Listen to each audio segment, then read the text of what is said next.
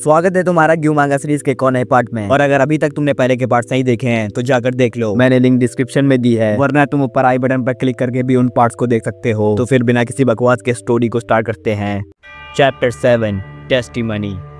Chapter की शुरुआत में हमें दिखाते हैं कि तदाशी के अंकल के हाथ को उस अजीब सी चीज ने जकड़ लिया था, जिसकी वजह से अंकल कोयानागी को बहुत ज्यादा दर्द हो रहा था। कोयानागी की चीखें सुनकर उसकी सेक्रेटरी योशियामा उसकी मदद करने के लिए वहां आती है। और दूसरी तरफ हमें दिखाते हैं कि तदाशी और काओरी टीवी पर न्यूज देख रहे थे। न्यूज में बताया जा रहा था कि ओनिकावा में चलने वाली मछलियों का संकट अब जापान की मेनलैंड तक फैल चुका है। आज सुबह सुबह दक्षिण में कागोशिमा से शुरू होकर क्यूशु के सभी बीचेस से ऐसे घटनाओं के नजारे देखने की खबर मिली है। सुबह 8 बजे हमारे पास सेतो आइलैंड समुद्र के उत्तर में चलती हुई मछलियों की तस्दीक हुई है। शायद अब तक वो मछलियां टोक्यो में होंगी। इसके बाद हमें दिखाते हैं कि तदाशी को उसके अंकल कोयानागी का कॉल आता है और वो तदाशी से कहते हैं, क्या तुम जितनी जल्दी हो सके उतनी जल्दी मेरे लैब में आ सकते हो? मेरे पास तुम्हें दिखाने के लिए कुछ दिलचस्प चीज है। इसके बाद सीन बदलता है और हमें दिखाते हैं कि तदाशी और काओरी कोयानागी के बुलाने पर उसकी लैब में आ गए हैं। योशियामा उनका स्वागत करती है। तदाशी देखता है कि योशियामा थकी हुई लग रही है। फिर तदाशी योशियामा से पूछता है, मिस योशियामा क्या आप ठीक हैं? आप थकी हुई लग रही हैं। योशियामा उससे कहती है, पूछने के लिए तुम्हारा शुक्रिया, पर मैं ठीक हूँ। फिर हमें दिखाते हैं कि काओरी को फिर से उन मछलियों की स्मेल महसूस होती है। काओरी तदाशी से कहती है, मैं फिर से सूंघ सकती हूँ, ये उसी चीज की स्मेल है। फिर तदाशी उससे कहता है, तो फिर क्या तुम मेरा बाहर इंतजार करना चाहती हो? काओरी उससे कहती है, नहीं, मुझे अकेला मत छोड़ना। इसके बाद वो दोनों लैब के अंदर चले जाते हैं और अंकल कोयानागी से मिलते हैं। तदाशी अपने अंकल से पूछता है, तो आखिर आप मुझे क्या दिखाना चाहते थे? फिर उसके अंकल उससे कहते हैं, आराम से यार, इसे समझना इतना आसान नहीं है। मैं जानता हूँ कि तुम दोनों जितना जल्दी हो सके यहाँ से जाना चाहते हो, क्योंकि वो स्मेल यहाँ तक के पहुँच गई है। वो सड़ी हुई स्मेल, हाँ, यही मौत की स्मेल है। मेरे पिता जब जिंदा थे तो वो कहा करते थे कि जब मैं मर जाऊँ तो मेरा अंतिम संस्कार किया जाए। बेशक मेरा परिवार वैसे भी यही प्लान बना रहा था, लेकिन मेरे पिता ने जिस तरह से कहा, उन्हें अपनी लाश की स्मेल से डर लग रहा था। क्या तुम्हें नहीं लगता कि ये अजीब है? मरने के बाद तुम्हारी स्मेल कैसी होगी? भला इस चीज की परवाह कौन करेगा? मेरे पिता ने मुझे एक कहानी सुनाई थी उनके मरने से कुछ समय पहले। मैं तुम्हें पहले वो कहानी सुनाता हूँ, हालांकि मुझे पता है कि ये पुरानी बकवास है। इसके बाद अंकल कोयानागी उन्हें कहानी सुनाते हुए कहते हैं, मेरे पिता जंग के दौरान शाही जापानी सेना के साइंटिस्ट थे। पैसिफिक वॉर के दौरान उन्हें उनकी लैब से ट्रांसफर कर दिया था ओकिनावा के करीब एक गैर आबादी वाले आइलैंड पर। जाहिर है शाही सेना खुफिया तौर पर बायोलॉजिकल वेपन तैयार कर रही थी। कई नाकाम कोशिशें करने के बाद उन्होंने पाया कि जम्स को एक रहस्यमय प्रकार में तब्दील कर दिया था। ये जम लैब में रहने वाले जानवरों के टिश्यू में बहुत ज्यादा मात्रा में गैस पैदा करता था। जब टेक्नीशियंस ने जानवरों के होल्स को सील कर दिया तब जानवरों के शरीर फूलने लगे। लेकिन वैज्ञानिकों को जिस बात ने सच में हैरान किया था वो चीज गैस की मात्रा नहीं थी, बल्कि वो उसकी स्मेल थी। उसमें सड़े हुए मांस की बदबू आ रही थी। वो एक डेड बॉडी की स्मेल की तरह थी। स्मेल इतनी बुरी थी कि कई रिसर्चर्स बीमार हो गए थे। तभी उनके सुपरवाइजर्स को एहसास हुआ कि इसका इस्तेमाल हथियार के रूप में किया जा सकता है। स्मेल को हथियार के रूप में इस्तेमाल करना नाकारा लगता है, ये कितना बेवकूफी वाला आइडिया है। लेकिन जब जापान की सैन्य शक्ति कमजोर होने लगी तो सरकार ने हताश होकर इस प्रोजेक्ट को मंजूरी दे दी। लेकिन उन्हें ट्रांसमिशन के लिए एक बेहतर माध्यम की जरूरत थी और इसलिए उन्होंने एक ब्रिलियंट साइंटिस्ट यानी मेरे पिता से मदद मांगी। बेशक उन्हें शक था, लेकिन वो जम्स की गैस पैदा करने की क्षमता के बारे में जानने के लिए उत्सुक थे और उन्होंने दावा किया कि उन्हें इसका जवाब मिल गया है। और उसका सॉल्यूशन था गैस के प्रेशर से चलने वाली एक छोटी मशीन। बिल्लियां, कुत्ते, गाय या घोड़े गैस से चलने वाली मशीनों पर सवार होकर दुश्मन के इलाके पर हमला करते हुए तबाही के बादल फैलाते थे। ये कल्पना से परे लगता है, कितना अजीब हथियार है। मेरे पिता इस मशीन को बनाने के लिए आइलैंड पर गए थे। उनके मुताबिक उन्होंने कई मशीनें तैयार की और वो चलने में बहुत कामयाब रही। लेकिन अमेरिकी लड़ाकू विमानों ने उस ट्रांसपोर्ट जहाज को डुबा दिया जो उन मशीनों को बैटलफील्ड में ले जा रहा था। मेरे पिता इकलौते उस हमले से बच निकलने वाले थे। जब उन्होंने मुझे ये कहानी सुनाई तो वो बहुत सीरियस थे, लेकिन कौन जानता है कि ये सच है या नहीं। ये बहुत अजीब है और मुझे इस पर यकीन दिलाने वाला कोई रिकॉर्ड नहीं मिल रहा है। बहुत समय तक तो मुझे इस पर विश्वास ही नहीं था। लेकिन तुम क्या सोचते हो इस कहानी के बारे में? फिर तदाशी उससे कहता है, खैर ये सच में बहुत अजीब है। फिर हमें दिखाते हैं कि काओरी की तबीयत उस स्मेल की वजह से खराब हो जाती है और वो वहाँ से उठकर बाथरूम की ओर चली जाती है। काओरी को देखकर अंकल कोयानागी तदाशी से कहते हैं, उसकी तबीयत ठीक नहीं लगती है, शायद तुम्हें उसके पेरेंट्स से संपर्क करना चाहिए। फिर तदाशी उन्हें बताता है कि जब काओरी छोटी थी तब उसके पेरेंट्स का तलाक हो गया था और अब वो उनके संपर्क में नहीं है। फिर कोयानागी उससे पूछते हैं, तो क्या वो अकेली है? तदाशी उनसे कहता है, हाँ, और मैंने सोचा कि मैं उसकी देखभाल करूंगा। दूसरी तरफ हमें दिखाते हैं कि काओरी बाथरूम में थी। काओरी शीशे में देखती है तो उसे दिखता है कि उसके चेहरे पर कई सारे छाले निकल आए हैं। इसके बाद काउरी वापस तदाशी के पास जा रही होती है कि तभी उसे एक कमरे से किसी टाइप की आवाज सुनाई देती है। काउरी देखती है कि उस कमरे से चलने वाली मछली बाहर निकली है, जिसे देखकर वो बहुत ज्यादा डर जाती है और बहुत जोर से चिल्लाती है। काउरी की आवाज सुनकर तदाशी काउरी के पास आ जाता है, लेकिन काउरी तब तक बेहोश हो गई थी। फिर तभी तदाशी की नजर उस मछली के ऊपर पड़ती है, पर इस बार वो कोई मछली नहीं थी, बल्कि वो किसी का हाथ था जिसके पैर थे, मतलब हाथ के पैर थे। सुनने में कितना अजीब लग रहा है। बहरहाल जाहिर सी बात थी कि ये हाथ कोयानागी का ही होगा। तुम्हें याद ही होगा कि उस अजीब सी चीज ने कोयानागी के हाथ को पकड़ लिया था, फिर कोयानागी ने जरूर अपना हाथ काट दिया होगा। बहरहाल उस हाथ को देखकर तदाशी घबराते हुए कहता है कि साला ये क्या चीज है।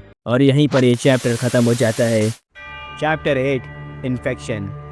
चैप्टर की शुरुआत में हमें दिखाते हैं कि तदाशी उस हाथ को देखकर उसके बारे में अपने अंकल से पूछता है कि ये क्या चीज है। तब अंकल कोयानागी उसे अपना कटा हुआ हाथ दिखाते हैं और उससे कहते हैं कि ये मेरा खुद का हाथ है। मछली के पैर ने मेरे हाथ को जकड़ लिया था, मेरे पास उसे काटने के अलावा कोई और ऑप्शन नहीं था। अगर मैं ऐसा ना करता तो मछली में मौजूद जर्म्स मेरे पूरे शरीर में फैल जाते। ये सुनकर तदाशी उनसे पूछता है कौन से जर्म्स। फिर उसके अंकल से कहते हैं क्या तुम उन ट्यूब्स को नसों में जाते हुए देख रहे हो। हाथ फूलने की वजह यही है कि उसमें गैस भरी गई है और ये गैस हाथ में मौजूद जर्म्स के द्वारा पैदा हुई है। जब मेरा हाथ कट गया तो मैंने इन ट्यूब्स को टिश्यूज में डाल दिया। कुछ ही देर में मुझे गैस की आवाज सुनाई देने लगी और जैसा कि मैंने उम्मीद की थी पैर चलने लगे। मैं इसे देखने के लिए एक्साइटेड था कि ये कैसे काम करता है। मैंने सोचा कि इसे समझना मुश्किल होगा क्योंकि ये पूरे मेटल से बना था, ना तो उसमें कोई स्क्रू था और ना ही सीम्स, लेकिन इसे समझना आसान निकला। बेसिकली ये पिस्टन और सिलेंडर से बना है और ट्यूब जिसके गैस प्रेशर से पैर चलते हैं। इसका सामने वाला बायां पैर टूट गया था क्योंकि तुमने उसे अपने ड्रेसर से कुचल दिया था, लेकिन उसके पैर की मरम्मत करना आसान था। ये मशीन जीप की तरह चलती है क्योंकि इसके जम्प्स जीवित हैं। बस इसे देखे जाओ। मछली की जगह अब मेरा हाथ चल रहा है। फिर तदाशी उनसे कहता है तो क्या आपका मतलब ये है कि जापान में जो मछलियों का झुंड है वो इन्हीं मशीनों से चल रहा है। अंकल कोयानागी इस पर कहते हैं हाँ, लेकिन मछलियों का इससे कोई लेना देना नहीं है। जब तक वो जमीन पर पहुंचती हैं तब तक वो शायद मर चुकी होती है। उनके गिल्स और अनल बंद हो गए हैं, इसलिए वो सिर्फ पानी से बाहर आने पर ही मर सकती है। वो सिर्फ मशीन को एनर्जी सोर्स प्रोवाइड कर रही है। फिर तदाशी उनसे कहता है लेकिन ऐसा कौन और क्यों करेगा। ये उस कहानी की तरह है जो आपने मुझे सुनाई थी। क्या आपको नहीं लगता कि इसका संबंध जंग के दौरान दादाजी के द्वारा डिजाइन की गई चलने वाली मशीन से है। इस पर इसके अंकल कहते हैं खैर मुझे नहीं पता, लेकिन ये सच है कि जिस ऑब्जेक्ट का डिजाइन मेरे पिता ने बनाया था वो हमारी आंखों के सामने ही घूम रहा है। फिर तदाशी उनसे पूछता है आपके हाथ को इन्फेक्ट करने वाला जंग के दौरान विकसित किए गए थे है ना, तो क्या ये इंसानों को भी इन्फेक्ट कर सकता है। अंकल कोयानागी उससे कहते हैं शांत हो जा तदाशी, ये तो बस मेरे पिता की बकवास थी। फिर तदाशी उनसे चिल्ला कर कहता है लेकिन अगर जम्स गैस में है तो वो अब तक हर जगह पहुंच चुके होंगे। इसके बाद सीन बदलता है और हमें तदाशी के घर का सीन दिखाते हैं। तदाशी अपने घर पर न्यूज ही देख रहा था। न्यूज में बताया जा रहा था कि ताजा खबर ये है कि चलती हुई मछलियां पश्चिमी जापान में है। कई सारे क्षेत्रों में वो मछलियां देखी गई हैं। हॉस्पिटल में ऐसे कई मरीज आ रहे हैं जो मछलियों की वजह से घायल हुए हैं। साथ ही स्थानीय लोगों को भी इस स्मेल से उल्टियां आ रही है। जापान के बंदरगाहों में मछली पकड़ने पर रोक लगा दी है क्योंकि सरकार ने निजी समुद्री यात्रा के खिलाफ सख्त कानून जारी करे हैं। इसके अलावा हमारे पास टोक्यो बे में चलती हुई मछलियों की भी रिपोर्ट है। इस बात की चिंता है कि वो जल्द ही कांटो रीजन में पहुंच जाएंगी। आक्रमण को रोकने के लिए एक इमरजेंसी प्लान के रूप में सरकार ने बैरियर नेट लगाने का आदेश दिया है, वो भी देश के सारे बीचेस पर। न्यूज देखने के बाद तदाशी सोचता है कि किसी भी न्यूज नेटवर्क ने जम्स के बारे में कुछ नहीं कहा है। अगर अंकल कोयानागी ने जो कहा वो सच है तो एक्सपेरिमेंट में शामिल किसी भी व्यक्ति को पहले ही सामने आ जाना चाहिए था, या हो सकता है कि सरकार ने इसे दबा दिया हो। मेरे हाथ पर उस चीज का डंक कई बार चुभा है, तो अगर सच में वो जम्स है तो शायद मैं जल्दी इन्फेक्ट हो जाऊंगा। इसके बाद तदाशी काउरी के कमरे के पास जाता है और उसे वहाँ महसूस होता है कि उस कमरे से वो अजीब सी स्मेल आ रही है। तदाशी काउरी से कहता है मैं अंदर आ रहा हूँ, लेकिन काउरी चिल्ला करके उसे मना कर देती है। फिर तदाशी उससे कहता है तुम्हारा क्या मतलब है कि मैं अंदर ना आऊँ, तुमने कल से खुद को बंद रखा है, मैं अंदर आ रहा हूँ। ये कहने के बाद तदाशी कमरे के अंदर चला जाता है और उसे कमरे के अंदर से इतनी गंदी स्मेल आती है कि जिससे वो परेशान हो जाता है। तदाशी देखता है कि काउरी ने खुद को कंबल से लपेटा हुआ है। तदाशी काउरी से कहता है काउरी जल्दी कमरे से बाहर निकलो। काउरी उससे कहती है नहीं, तुम बाहर जाओ यहाँ से। फिर तभी तदाशी को उन मछलियों की आवाज सुनाई देती है। तदाशी फिर से काउरी से कहता है क्या तुमने सुना काउरी, वो उसी जीव की आवाज है, वो जीव इस कमरे में है। ये कहने के बाद तदाशी काउरी के ऊपर से कंबल को खींच लेता है। फिर तदाशी जो देखता है उसे देखने के बाद उसकी आंखें फटी की फटी रह जाती है। वो देखता है कि काउरी की हालत कुछ ऐसी हो गई है क्योंकि वो उस जम से इन्फेक्ट हो गई थी और वो काउरी थी जो उस कमरे में वो अजीब सी गैस की स्मेल फैला रही थी। तदाशी काउरी को देखकर बिल्कुल ही हैरान हो जाता है। काउरी तदाशी से कहती है क्या मेरा चेहरा अजीब लग रहा है, तदाशी मेरे लिए आईना लाओ। फिर तदाशी उससे कहता कहता है काओरी आईने के बारे में भूल जाओ और मेरे साथ हॉस्पिटल चलो। काओरी उससे कहती है नहीं मुझे आईना दिखाओ। इसके बाद काओरी खुद ही अपनी शक्ल आईने में देख लेती है और खुद को देखकर वो बहुत जोर से चिल्लाती है। उसे यकीन ही नहीं हो रहा था कि उसका चेहरा इतना घिनौना हो गया है। तदाशी उससे कहता है शांत हो जाओ काओरी। फिर काओरी उससे चिल्ला कर कहती है चले जाओ यहाँ से। लिटरली काओरी की हालत बहुत बुरी हो गई थी क्योंकि वो अजीब सी गैस की मात्रा उसकी बॉडी में बहुत तेजी से बढ़ रही थी। ये सब देखकर तदाशी कहता है साला ये हो क्या रहा है।